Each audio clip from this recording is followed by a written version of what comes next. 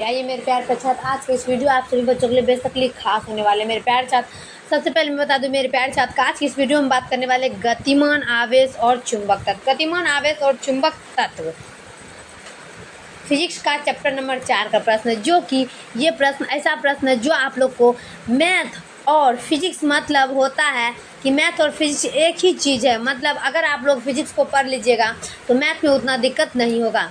और मैं बता दूं मेरे प्यार साथ कि जो भी छात्र इस चैनल पढ़ने हैं तो चैनल को लाइक जरूर कर दीजिएगा। अगर चैनल पर पहली बार आए तो चैनल को सब्सक्राइब करके बेल आइकन जरूर दबा दीजिएगा, ताकि नए नोटिफिकेशन आप लोग के पास पहुंच जाए। और आप लोग का एग्जाम बहुत ही जल्द नज़दीक आ चुका है मेरे प्यार, तो आप लोग जी जान लगा करके पढ़ाई करिए, ताकि एग्जाम में आप लोग को बिल्कुल भी दिक्कत या टेंशन ना हो। तो चलिए मेरे प्यार साथ ज़्यादा टाइम नहीं लेते, अपने इस क्लास को मैं स्टार्ट करते हैं। और प्रश्न नंबर 1 में क्या कर रहा है बताते हैं कि एक इलेक्ट्रॉन v वेग के समरूप चुंबकीय क्षेत्र b के कालांतर चलता है, तो इलेक्ट्रॉन द्वारा अनुभव किया गया महत्तम बल क्या होता है। क्या कर रहा है प्रश्न कि एक इलेक्ट्रॉन v वेग के समरूप चुंबकीय क्षेत्र b के समांतर चलता है, तो इलेक्ट्रॉन द्वारा अनुभव किया गया महत्तम बल क्या होता है। तो इसका आंसर हो जाता है BeV। तो प्रश्न को क्या करना है, हमें समझना है, समझ कर टिक लगाना है कि एक इलेक्ट्रॉन v वेग से समरूप चुंबकीय क्षेत्र b के समांतर यानी कि बराबर है, तो इलेक्ट्रॉन द्वारा अनुभव किया गया महत्तम बल क्या होता है, वो होता है BeV, ऑप्शन नंबर ए। चलिए अगला देख लेते हैं हम दूसरा नंबर में। दूसरा नंबर में क्या कह रहा है, दूसरा में क्या कह रहा है कि एक वोल्ट मीटर प्रतिरोध G ओम है तथा परास भी वोल्ट है। इसकी परास को बढ़ाकर N भी करने हेतु श्रेणी क्रम में आवश्यक उपाधि होती है। प्रश्न क्या कहता है एक बार समझ लेते हैं कि एक वोल्ट मीटर का प्रतिरोध G ओम है तथा परास V वोल्ट है। इसकी परास को बढ़ाकर N भी करने हेतु श्रेणी क्रम में आवश्यक प्रतिरोध होता है। तो 2 का आंसर हो जाता है N-1G, ऑप्शन नंबर बी हो जाता है। प्रश्न क्या कर रहा है कि एक वोल्ट मीटर का प्रतिरोध G ओम है तथा परास V वोल्ट है। इसकी परास को बढ़ाकर N भी करने हेतु श्रेणी क्रम में आवश्यक प्रतिरोध होता है, वो हो जाएगा N-1G, ऑप्शन नंबर बी। चलिए अगला देख लेते हैं हम तीसरा नंबर में कि त्वरित आवेश उत्पन्न करती है। इस प्रश्न को याद रखें कि त्वरित आवेश क्या उत्पन्न करती है, तो त्वरित आवेश विद्युत चुंबकीय तरंग उत्पन्न करती है। क्या करती है, त्वरित आवेश विद्युत चुंबकीय तरंग उत्पन्न करती है। इसका आंसर हो जाएगा ऑप्शन नंबर डी। क्या कर रहा है कि त्वरित आवेश क्या उत्पन्न करती है, तो विद्युत चुंबकीय तरंग उत्पन्न करती है। चलिए अगला का बात कर लेते हैं हम 4 नंबर प्रश्न का। 4 नंबर क्या कर रहा है कि समान आवेश, क्या कर रहा है, समान आवेश के 2 कण A तथा B समान विभवांतर में त्वरित होने के बाद एक समान चुंबकीय क्षेत्र में प्रवेश करके तथा R1 तथा एवं R2 त्रिज्याओं के क्रमशः वृत्तीय मार्गों को बनाते हैं, तो A एवं B द्रव्यमानों के अनुपात होता है। प्रश्न क्या कहता है कि समान आवेश के 2 कण A तथा B समान विभवांतर में त्वरित होने के बाद एक समान चुंबकीय क्षेत्र में प्रवेश करके तथा R1 एवं R2 त्रिज्याओं के क्रमशः वृत्तीय मार्गों को बनाते हैं, तो A एवं B द्रव्यमानों का अनुपात क्या होता है। तो A एवं B द्रव्यमानों का अनुपात क्या होता है। 4 का सभी प्यारे साथ देख लीजिएगा, और 4 का आंसर होगा R1/R2। क्या होगा, R1/R2, ऑप्शन नंबर बी। चलिए अगला देख लेते हैं हम 5 नंबर में। 5 का क्या कहता है कि 30 डिग्री सेल्सियस पर आवेशित कण चुंबकीय क्षेत्र में प्रवेश करता है, उसका पथ डैश हो जाता है। प्रश्न क्या कहता है कि 30 डिग्री सेल्सियस पर आवेशित कण चुंबकीय क्षेत्र में प्रवेश करता है, उसका पथ क्या हो जाता है। 5 का सभी मेरे प्यार साथ देख लीजिएगा, और 5 का आंसर होगा हेलिकल। क्या होगा, हेलिकल। प्रश्न क्या कह रहा है कि 30 डिग्री सेल्सियस पर आवेशित कण चुंबकीय क्षेत्र में प्रवेश करता है, उसका पथ क्या हो जाता है, हेलिकल हो जाता है। क्या होता है, हेलिकल। ऑप्शन नंबर बी लगाएंगे, हेलिकल। चलिए अगला देख लेते हैं हम 6 नंबर का कि एक ग्लोवेनोमीटर, क्या कर रहा है कि एक ग्लोवेनोमीटर को सुग्राहित 60 भाग एम्पियर है। यदि ग्लोवेनोमीटर का प्रतिरोध 20 ओम है, तो व्यवहार्य संकट शंट का मान क्या होता है। अब देखिए प्रश्न क्या कहता है कि एक ग्लोवेनोमीटर को सुग्राहित 60 भाग बट एम्पियर है। यदि गैल्वेनोमीटर का प्रतिरोध 20 ओम है तो व्यवहार किए गए शंट का मान क्या होता है? व्यवहार किए शंट का मान क्या होता है? 6 का हो जाएगा 4 ओम। प्रश्न को हमेशा समझ के रखिए। देखिए 4 ओम कैसे होगा हमें बताते हैं।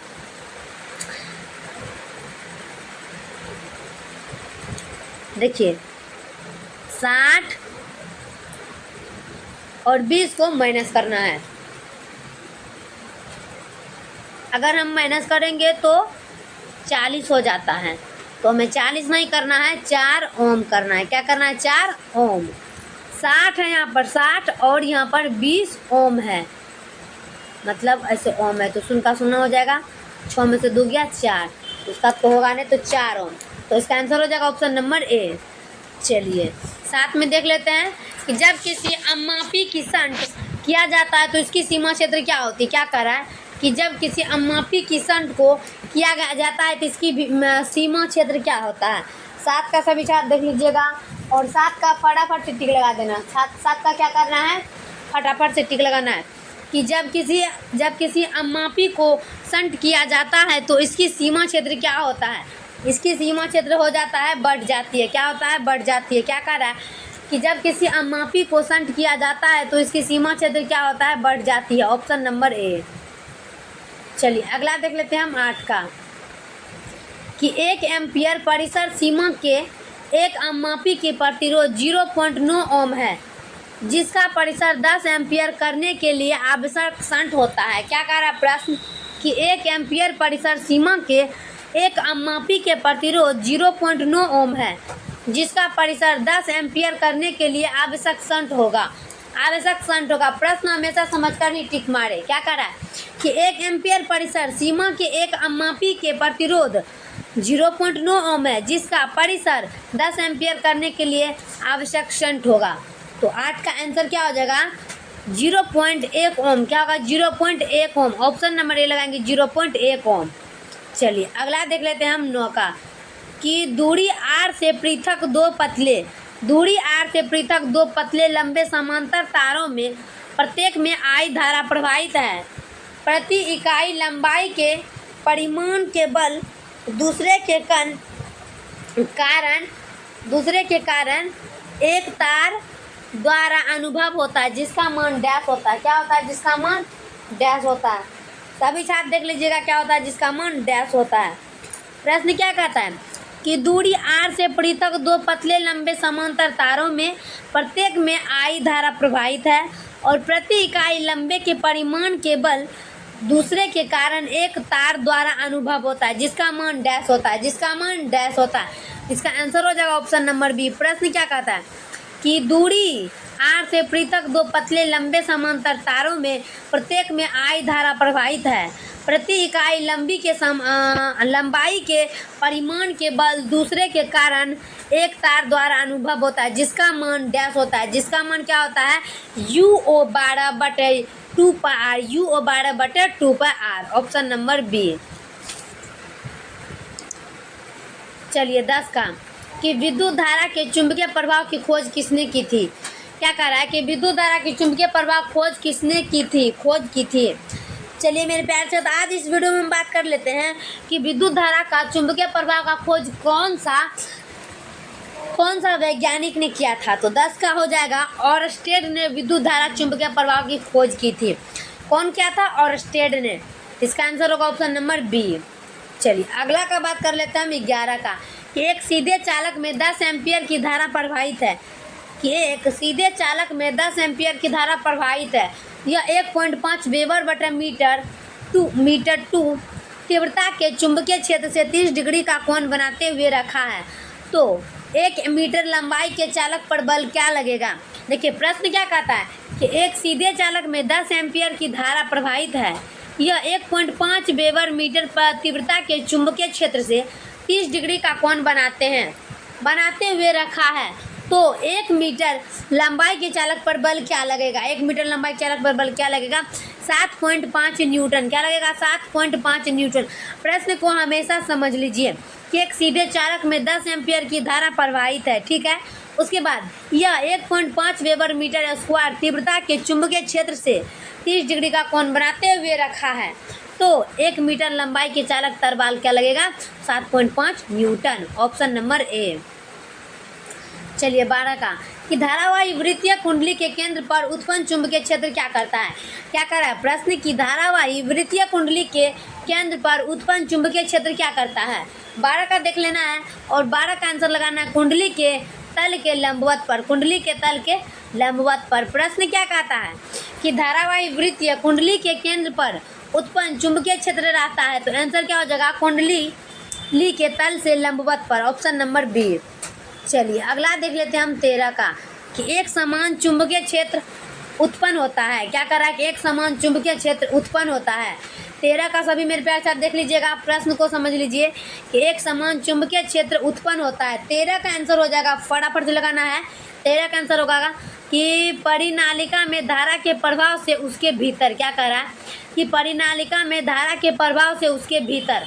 ऑप्शन नंबर डी हो जाएगा। Option number D. प्रश्न क्या कहता है कि परिनालिका में धारा के प्रभाव से उसके भीतर। Option number D. चलिए अगला का बात कर लेते हैं हम 14 नंबर का कि लोरेज्न बल का सूत्र क्या होता है। क्या करा लोरेज्न बल का सूत्र क्या होता है। 14 का सभी छात्र देख लीजिएगा और 14 का फटाफट से लगा देना। 14 का आंसर हो जाएगा ऑप्शन नंबर बी। क्या कह रहा है कि लोरेज्न बल का सूत्र है कि क्यू लोरेज बल का सूत्र बट एक्स लोरेज बल का सूत्र। क्या कर रहा है कि क्यू लोरेज बल का सूत्र बट एक्स लोरेज का बल का सूत्र। Option number B.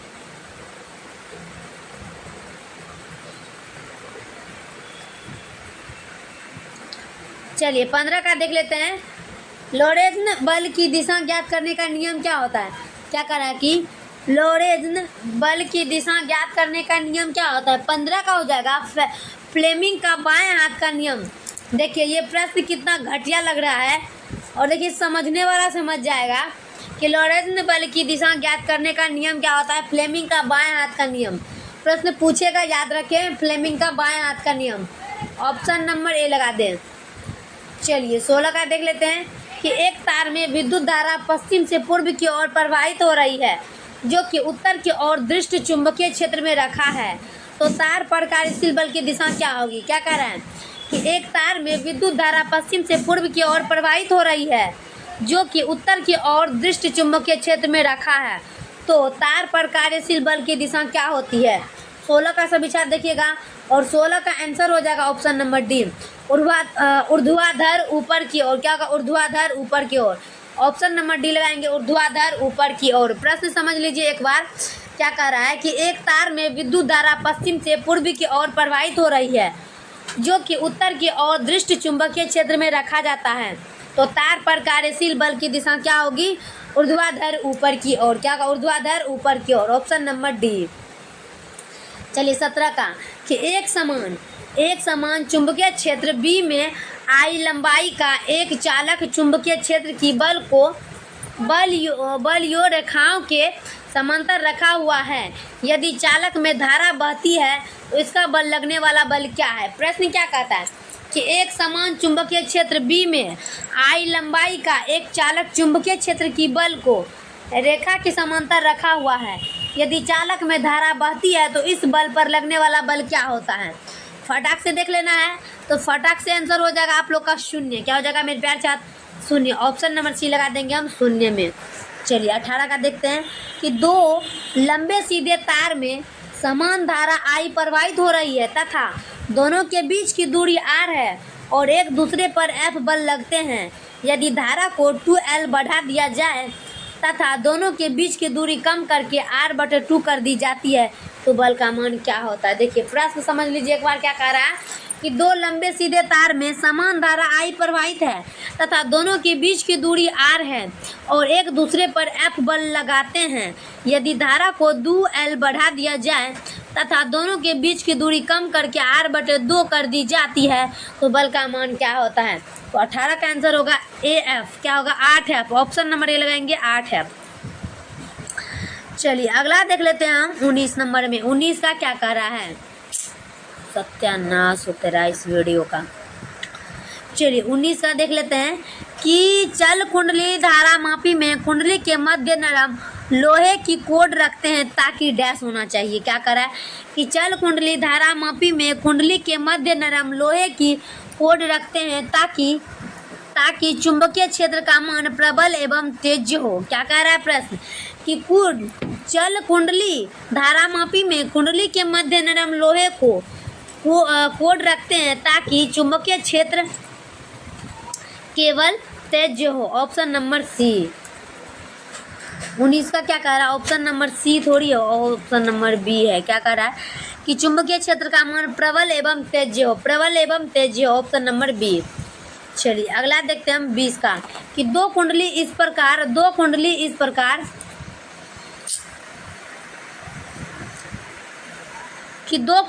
प्रकार रखे हैं कि उनके तल एक दूसरे के समकोणीय और एक ही केंद्र है।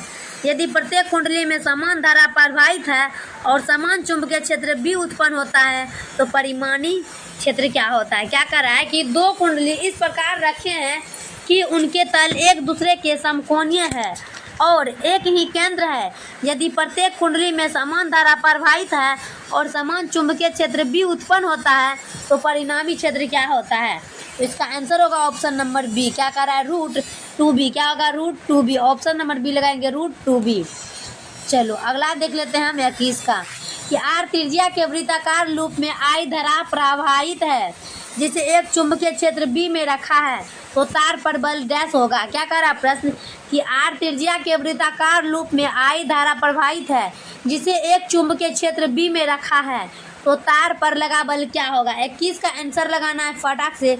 21 का आंसर हो जाएगा 0। ऑप्शन नंबर डी लगाएंगे 0।